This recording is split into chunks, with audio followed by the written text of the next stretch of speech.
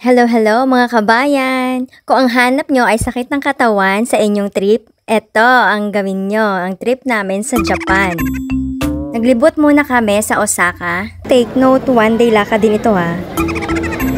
Naglakad-lakad hanggang gabihin at nakarating sa Universal Studio.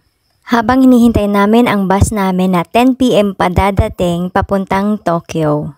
From Osaka, 7 hours to Tokyo.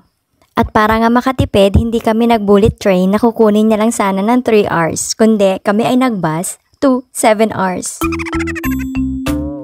Pero no worries dahil yung bus na sinakyan namin ay sleeper bus kung tawagin. Napaka-komportable ng mga upuan niya. Yung para ka naka-baby stroller na para hindi ka masilaw. Kapag matutulog ka na, ibaba mo lang ang hood ng iyong upuan. At pagising mo sigurado masaya ka na dahil nasa Tokyo ka na. At Disneyland pa ang baba mo, o diba? At dito na nga magsisimulang ating one day lakaran challenge sa Tokyo. Naglakad sa kahabaan ng Asakusa at pumunta sa Sensoji Temple. Nagpakalula sa Tokyo Skytree.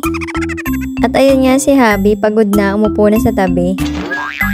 At ginabi na nga kami sa kakalaka dito sa Ginza para lang mapuntahan itong 12-story building ng Uniqlo. Ang mas nakakapagod ay umakyat lang kami at wala namang nabili. At syempre hindi mawawala ang Shibuya Crossing. Ano ba ang Tokyo pag hindi ka nakatawid sa Shibuya? Diba? Tawid ng tawid hanggang abuti ng 10 PM kasi dadating na ang sleeper bus. Pabalik na naman ng Osaka, guys. At eto na nga ang sleeper bus papuntang Osaka.